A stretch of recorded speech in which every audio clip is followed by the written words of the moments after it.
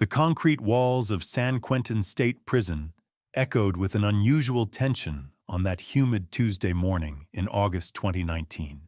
Word had spread through the cell blocks like wildfire that something extraordinary was about to happen in the prison yard during recreational hour. Marcus Chen, a 52-year-old lifer serving his 18th year for armed robbery, had built a reputation as the most feared martial artist behind bars. His kung fu demonstrations in the yard had become legendary among inmates and guards alike. Standing 6 feet tall with arms covered in traditional Chinese dragon tattoos, Marcus commanded respect through decades of disciplined practice that had transformed his body into a weapon even within these walls. But on this particular morning, something would challenge everything Marcus thought he knew about martial arts mastery. The prison's newest arrival, a quiet Filipino inmate named Roberto Santos, had been observing Marcus's training sessions from across the yard for 3 weeks. Roberto, at 34 years old, was serving a 5-year sentence for assault charges stemming from a bar fight that had gone terribly wrong. Unlike Marcus, Roberto kept to himself, never boasting about his background or attempting to establish dominance through physical intimidation. His unassuming presence and respectful demeanor had earned him the nickname Ghost among other inmates because he seemed to move through the prison environment without drawing attention. What none of them realized was that Roberto carried with him knowledge of a fighting system that had been forged in the jungles of Mindanao, tested in the streets of Manila, and refined through generations of Filipino warriors who had faced Spanish conquistadors, Japanese invaders, and American colonizers.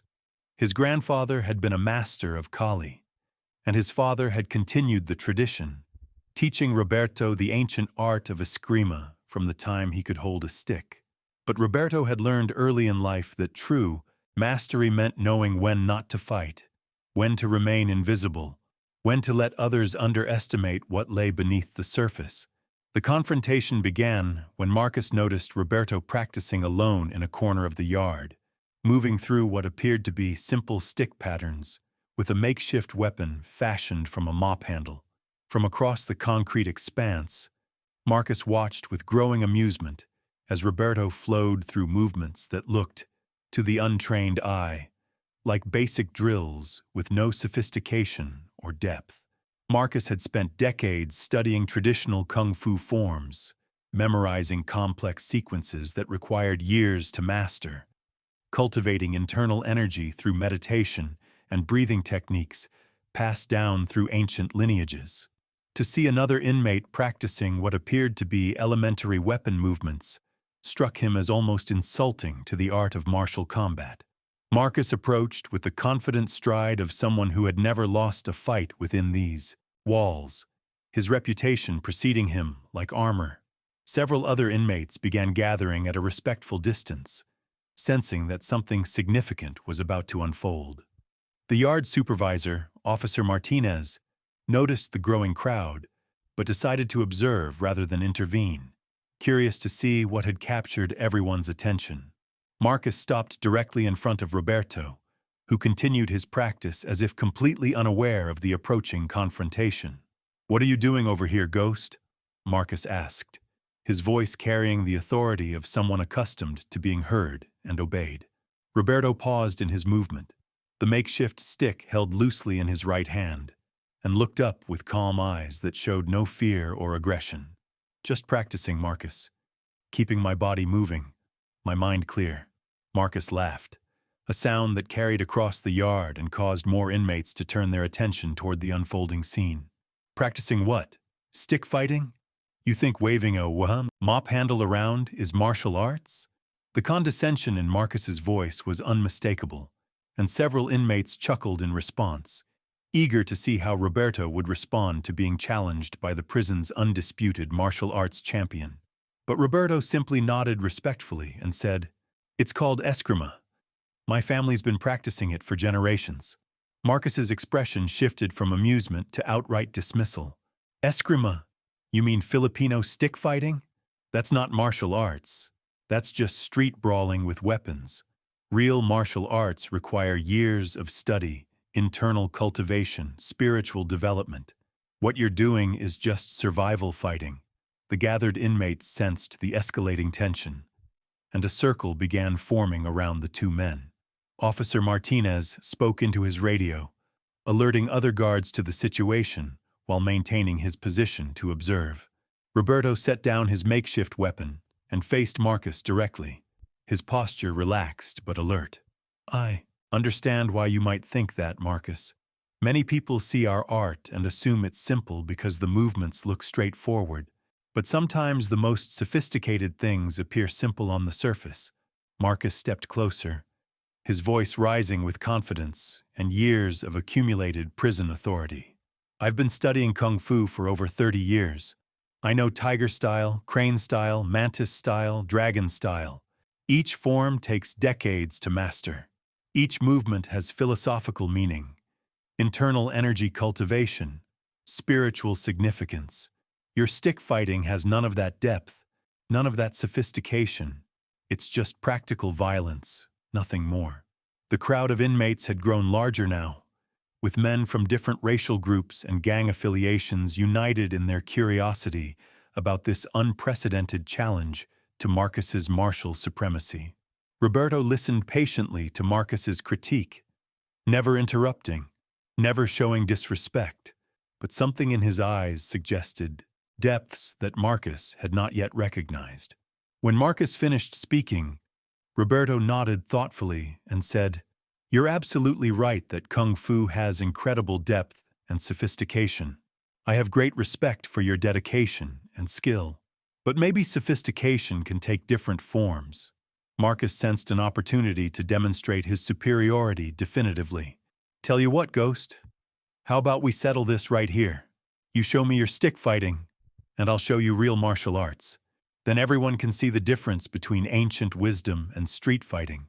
The suggestion sent a ripple of excitement through the gathered crowd. Fights in the yard were common, but this had the feeling of something different, something that would be talked about for years to come. Roberto considered the challenge carefully, weighing the risks and potential consequences. Getting involved in a fight could extend his sentence, damage his chances for early release, and potentially put him in danger with prison authorities. But he also understood that backing down from Marcus's challenge would mark him as weak, making his remaining years in prison significantly more difficult. More importantly, something in Marcus's dismissive attitude toward his family's martial tradition stirred a quiet anger that Roberto rarely allowed himself to feel. "I'll demonstrate with you, Marcus," Roberto said quietly, "but with one condition. This isn't about proving who's better. This is about showing that different martial arts can have different kinds of sophistication. Can you accept that?" Marcus laughed again, this time with genuine amusement. "Sure, Ghost. After I show you what real martial arts look like, maybe you'll understand the difference between fighting and artistry." Officer Martinez had called for backup, but decided to let the demonstration proceed as long as it remained controlled. Prison life offered few opportunities for genuine entertainment, and this confrontation had captured the attention of nearly half the inmates in the yard. The circle of observers grew wider, creating an impromptu arena in the center of the recreational area. Roberto retrieved his makeshift weapon, while Marcus began warming up with flowing movements that demonstrated his flexibility, balance, and years of dedicated training. What happened next would challenge everything the assembled inmates thought they knew about martial arts, sophistication, and the difference between complexity and effectiveness. Marcus began his demonstration with the fluid grace of someone who had spent decades perfecting his craft. He moved through a complex tiger-style form, his body flowing from explosive strikes to defensive stances with precision that had taken years to develop. His movements were undeniably impressive, each technique executed with the kind of control that comes only from endless repetition and deep understanding of traditional principles. The gathered inmates watched in respectful silence as Marcus transitioned seamlessly between different animal styles, his breathing controlled, his focus absolute. When Marcus completed his demonstration, the yard erupted in appreciative murmurs and nods of approval. Several inmates who had witnessed his previous exhibitions knew they were seeing something special, but even newcomers could recognize the skill and dedication required to move with such controlled power. Marcus returned to his starting position, barely breathing hard despite the intensity of his performance, and gestured toward Roberto with the confidence of someone who had just proven an undeniable point. Roberto stepped forward with his makeshift weapon, and immediately the contrast was striking. Where Marcus had performed elaborate forms with dozens of intricate movements, Roberto began with what appeared to be simple figure-8 patterns with his stick. To most observers, it looked almost elementary compared to the sophisticated display they had just witnessed. Some inmates began exchanging glances, wondering if Roberto truly understood what he was up against. But as Roberto continued, something subtle began to emerge that caught the attention of the more observant watchers. Every movement, no matter how simple it appeared, seemed to contain multiple possibilities. A basic strike pattern suddenly revealed itself as simultaneously a block, a counterattack, and a setup for 3 different follow-up techniques. What had initially looked like elementary drills began to show layers of complexity hidden beneath apparent simplicity. Roberto demonstrated how a single angle of attack could be applied in 12 different ways depending on the opponent's response. He showed how the basic patterns that Marcus had dismissed as primitive actually contained within them solutions to virtually any combat situation. Where Kung Fu sought to perfect specific techniques through endless repetition, Eskrima had developed principles that could be applied infinitely without requiring decades of memorization. Then Roberto did something that made Marcus lean forward with genuine interest. He began demonstrating how Filipino martial arts didn't fight against other systems, but worked within them. When Roberto mimicked a Kung Fu-style attack, his Eskrima response didn't oppose the movement, but redirected and absorbed it, using the attacker's own energy and momentum against them. The system didn't seek to dominate other martial arts, but to flow with them and neutralize them through superior positioning and timing. The demonstration reached a turning point when Roberto explained the core philosophy that had guided Filipino martial arts through centuries of conflict. "Marcus, you perfect your forms to make your body a weapon," Roberto said respectfully. "But we learned something different. We learned not to fight the opponent's strength, but to take away their ability to use it. We call it defanging the snake." He demonstrated the concept using Marcus as a willing partner. When Marcus threw a controlled punch, Roberto didn't block it traditionally. Instead, he struck the attacking arm itself with his stick, targeting specific points that temporarily disrupted the limb's function. The technique was so precise and unexpected that Marcus actually stepped back in surprise, flexing his arm as sensation returned. "You don't fight the whole snake," Roberto continued. "You take away its fangs. You don't fight the whole opponent. You take away their weapons, their structure, their balance, their ability to generate power." He showed how Filipino martial arts had developed extraordinary sophistication in reading and controlling an opponent's center of gravity, their structural integrity, their base of power, all through principles that could be learned and applied immediately rather than perfected over decades. The assembled inmates began to understand they were witnessing something unprecedented. This wasn't just a demonstration of different fighting techniques, but a clash of entirely different philosophies about what constituted martial sophistication. Marcus had spent 30 years perfecting complex forms and cultivating internal energy. Roberto's art had spent centuries developing principles that could neutralize any technique without requiring decades of study. Roberto then demonstrated something that fundamentally challenged Marcus's understanding of martial arts development. He showed how the basic stick patterns contained hidden empty hand techniques, joint locks, throws, and ground fighting methods, all disguised within weapon movements. The stick wasn't just a weapon, but a teaching tool that transmitted fighting principles applicable to any situation, armed or unarmed. Marcus found himself genuinely intrigued rather than dismissive. "Show me that sensitivity training you mentioned," he said, his tone shifting from condescension to curiosity. Roberto had Marcus grab his wrist, then demonstrated how Filipino martial arts had developed extraordinary sensitivity to an opponent's intentions through physical contact. Before Marcus could complete any technique or movement, Roberto was already responding, not through speed or strength, but through feeling the motion the instant it began. The yard had fallen completely silent now.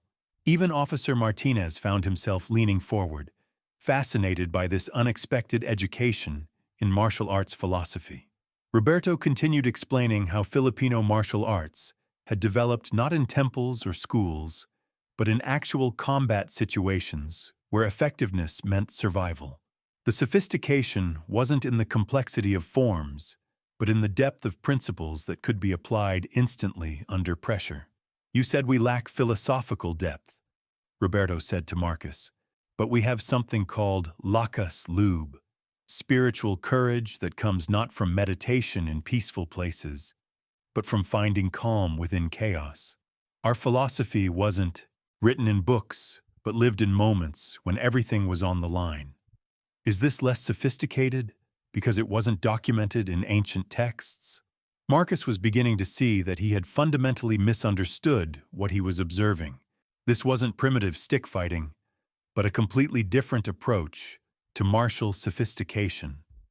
Where Kung Fu sought perfection through complexity and internal cultivation, Filipino martial arts had achieved sophistication through simplicity that contained infinite application.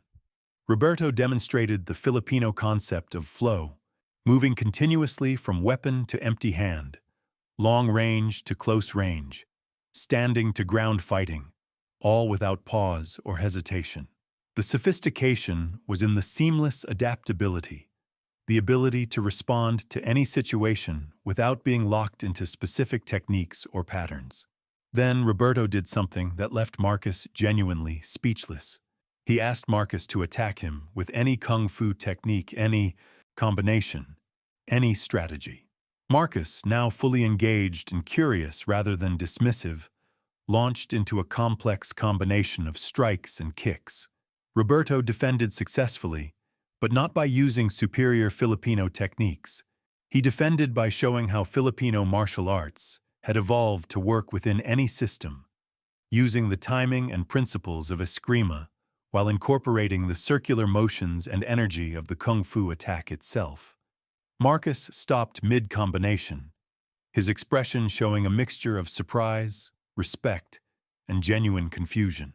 For the first time in his 18 years of incarceration, someone had challenged not just his physical abilities, but his fundamental understanding of what constituted martial arts mastery. The gathered inmates sensed they were witnessing something historic, a moment that would be discussed and debated long after both men had served their sentences. Marcus stepped back, and for several long moments said nothing, his mind processing what he had just experienced. The gathered inmates remained silent, sensing that something profound had just occurred that went beyond a simple martial arts demonstration. Officer Martinez found himself checking his watch, realizing that recreational hour had extended well beyond its normal limits, but he made no move to break up the crowd. "This is not what I expected," Marcus said quietly, his voice carrying a tone of genuine reflection, rather than the confident dismissal that had characterized his earlier comments. "I have spent 3 decades believing that sophistication in martial arts could only be measured by complexity, by the number of forms mastered, by the years required to achieve proficiency." He paused, flexing his arm where Roberto had demonstrated the defanging technique. "But what you just showed me suggests that sophistication can take a completely different form." Roberto nodded respectfully, understanding the significance of Marcus's admission. In prison culture, where reputation and dominance were everything, for someone of Marcus's status to acknowledge being wrong about something so fundamental to his identity was extraordinary. Marcus, your kung fu is genuinely sophisticated and beautiful. The dedication you've shown, the internal cultivation, the philosophical depth, these are real achievements that deserve respect. I'm not saying Filipino martial arts are better, just different. But Marcus was already shaking his head. No, Roberto. What you demonstrated goes beyond different. You showed me that I've been thinking about martial arts in a limited way. I believed that if something could be learned quickly, it must be shallow. If techniques appeared simple, they must lack depth. But what you call defanging the snake, this principle of taking away the opponent's ability to function rather than overpowering them directly, this is actually more sophisticated than what I've been practicing. The admission sent ripples through the assembled crowd. Several inmates who had witnessed Marcus's previous demonstrations, who had seen him establish his reputation through displays of traditional forms and internal power, were struggling to process this moment of intellectual humility from someone they had viewed as unshakable in his convictions. Tommy Rodriguez, a veteran inmate serving his 12th year, spoke up from the crowd. "Hold up, Marcus. You telling us this stick fighting is actually better than your kung fu?" The question hung in the air, and Roberto quickly interjected before Marcus could respond. "It's not about better or worse," Roberto said, addressing the entire crowd now. "It's about understanding that martial arts developed differently based on the circumstances they faced. Kung Fu had the luxury of temples, masters with lifetime dedication to perfecting forms, philosophical traditions that could be preserved and studied for generations.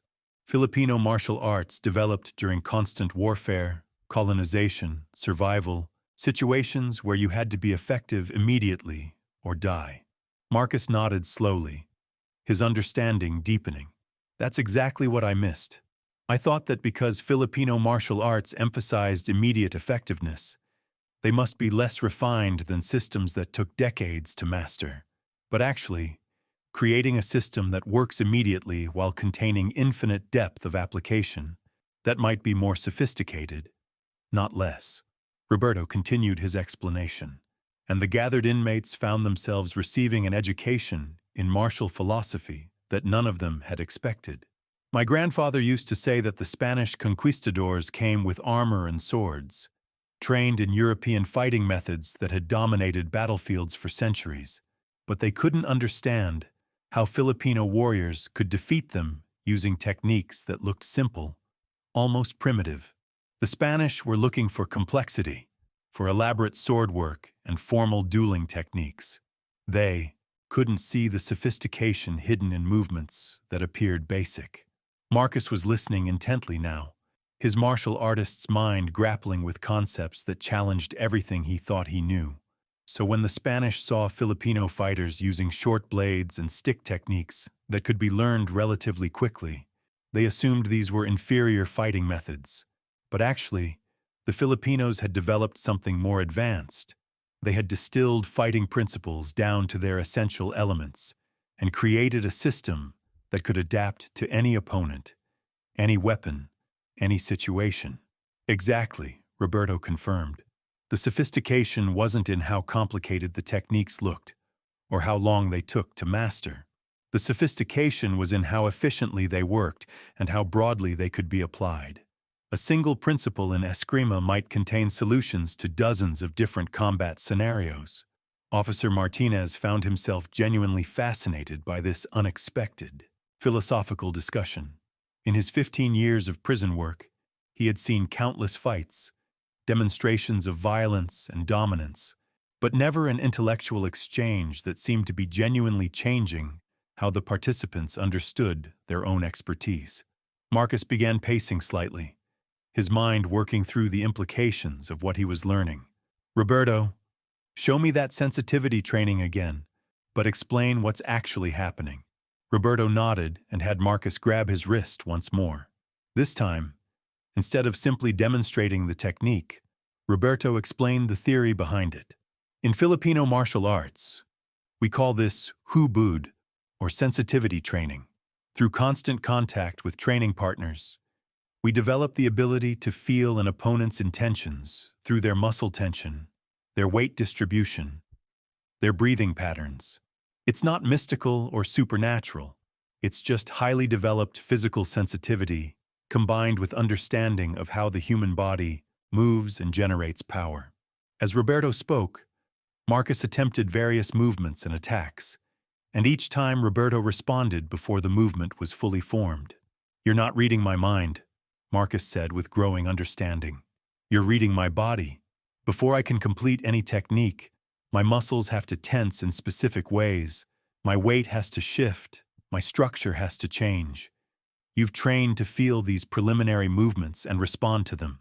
"That's right," Roberto confirmed. "And because we understand the biomechanics of how attacks are generated, we can disrupt them at the source rather than waiting to defend against the completed technique. It's actually more efficient than blocking or evading after the attack is already launched." Several inmates were now asking questions, genuinely curious about these concepts. Carlos Mendoza, serving time for gang-related charges, called out, "So you're saying this Filipino stuff could work against any fighting style?"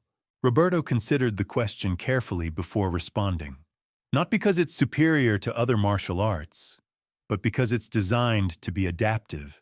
Instead of having specific techniques to counter specific attacks, we have principles that can be applied against any type of movement. So whether someone attacks with boxing, wrestling, kung fu, street fighting, or anything else, the same principles of timing, distance, leverage, and structural disruption still apply."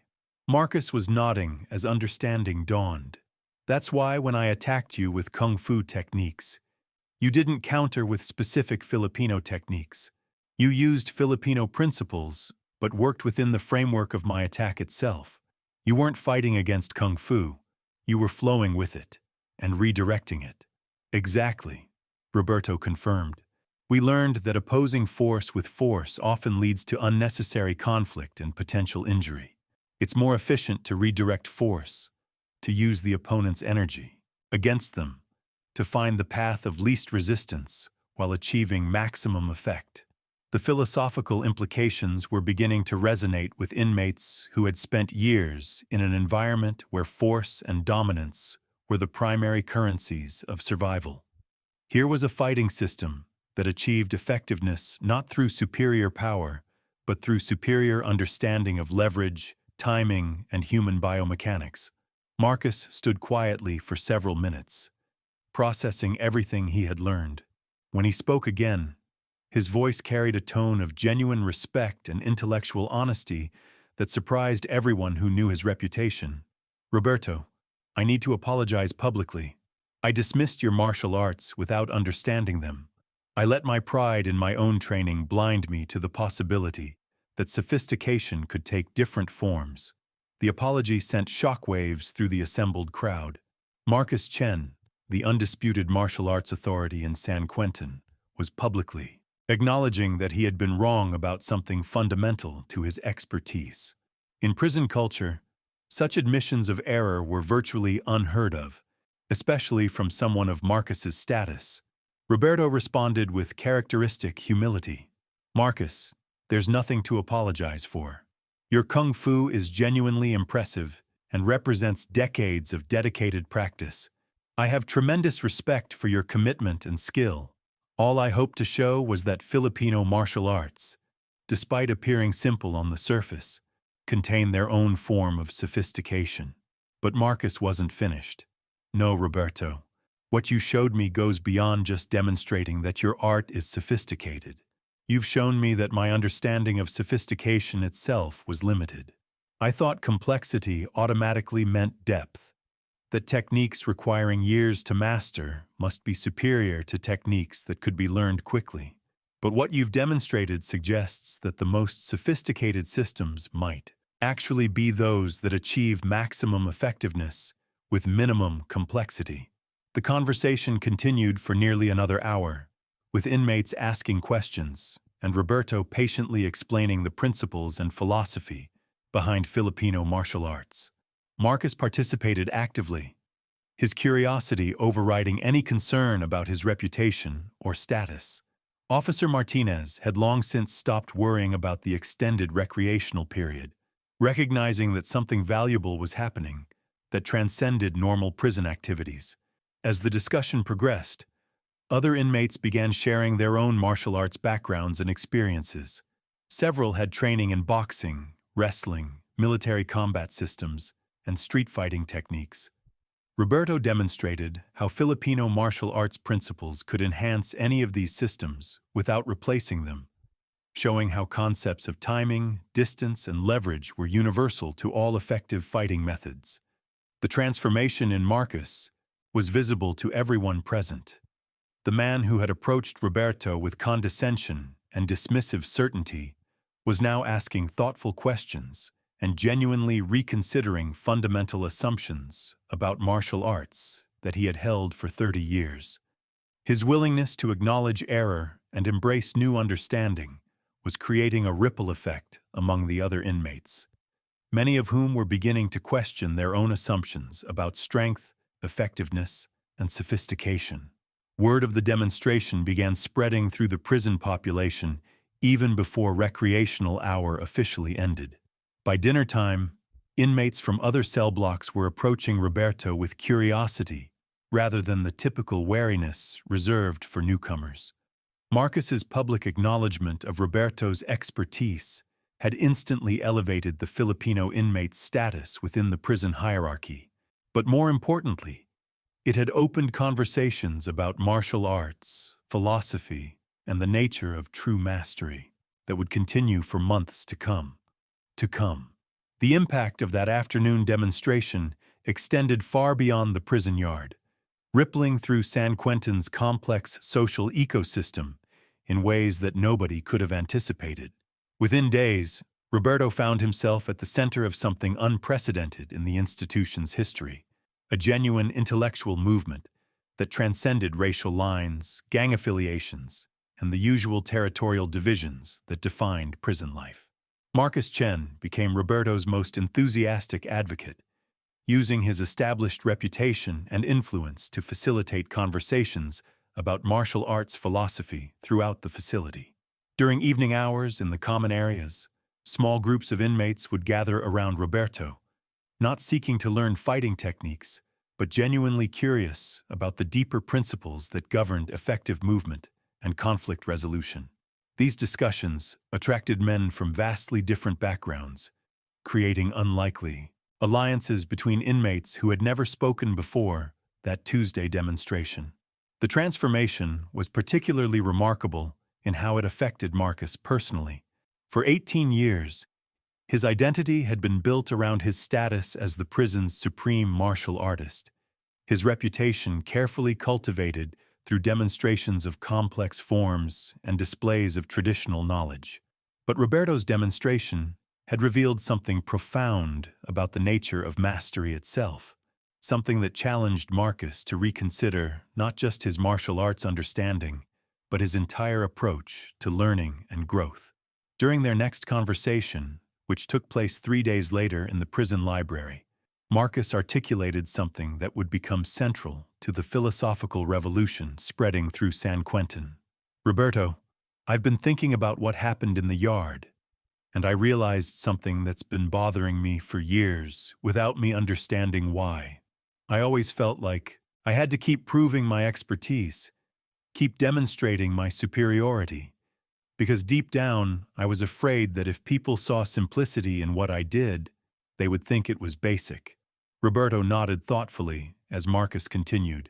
But what you showed me is that true mastery might actually move toward simplicity, not away from it. The most sophisticated understanding might be the one that can distill complex principles down to their essential elements and apply them effortlessly in any situation. I've been making things more complicated than they needed to be because I thought complexity proved expertise. This insight resonated throughout their growing circle of followers, many of whom had spent years trying to establish their own credibility through displays of knowledge, strength, or dominance. Roberto's approach suggested a different path entirely, one where genuine understanding expressed itself through elegant simplicity rather than elaborate demonstration. The philosophical discussions began attracting attention from unexpected quarters. Dr. Patricia Williams, the prison's educational coordinator, heard about the conversations from several inmates who had started requesting books on martial arts philosophy and conflict resolution. When she investigated further, she discovered that Roberto's informal teaching sessions were generating more genuine intellectual engagement than most of the formal educational programs offered at the facility. Dr. Williams arranged to observe one of these discussions, and what she witnessed challenged her own assumptions about education and learning. Roberto would pose questions rather than provide answers, encouraging inmates to discover principles for themselves through guided exploration. When someone asked about dealing with aggressive opponents, Roberto wouldn't demonstrate techniques, but would lead them through a Socratic dialogue about the nature of aggression itself, helping them understand how reactive responses often escalated conflicts unnecessarily. The sessions revealed Roberto's sophisticated understanding of human psychology and group dynamics. He recognized that many of the men gathered around him carried deep anger, frustration, and pain that had contributed to their criminal behavior. Rather than dismissing these emotions or trying to suppress them, Roberto helped them explore how these same energies could be redirected toward constructive purposes through principles borrowed from martial arts philosophy. Marcus found himself becoming Roberto's unofficial assistant in these discussions, his 30 years of martial arts study providing valuable context for the principles Roberto was teaching. Together, they began developing what would eventually become known throughout the prison as the integration method, an approach that combined traditional martial arts wisdom with practical conflict resolution techniques applicable to daily prison life. The story of Marcus and Roberto spread far beyond San Quentin's walls when a documentary filmmaker learned about their transformation. What began as a simple dismissal of Filipino martial arts had evolved into a profound lesson about the nature of true sophistication. Marcus learned that mastery isn't measured by complexity, but by effectiveness, that the most advanced techniques might be those requiring no advancement, because they already contain everything necessary. Roberto proved that sophistication can hide beneath simplicity, that ancient wisdom forged in survival often surpasses elaborate forms developed in peaceful temples. Their encounter reminded everyone that the greatest martial art might be the humility to recognize when you've been wrong about something fundamental.